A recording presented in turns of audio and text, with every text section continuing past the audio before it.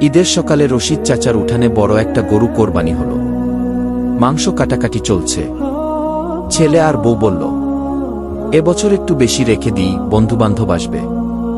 রশিদ চাচা বললেন, 3 ভাগ হয়, ভুলে যেও না, 1 ভাগ আত্মীয়ের, 1 ভাগ গরিবের, 1 ভাগ আমাদের। ছেলে বিরক্ত হয়ে বলল, গরিবদের দিয়ে কি হবে? নিজেরাই তো কষ্ট করি সব বছর। রশিদ চাচা চুপচাপ একটা বস্তায় গোশত ভরে রওনা হলেন। প্রথমে গেলেন বিধবা রাবেয়ার ঘরে।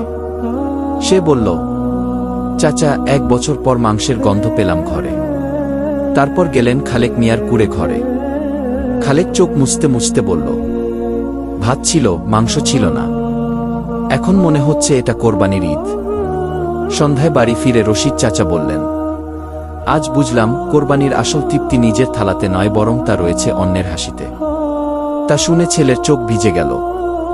সে নিজেই বাকি মাংস ভাগ করে বেরিয়ে পড়ল গ্রামের পথে।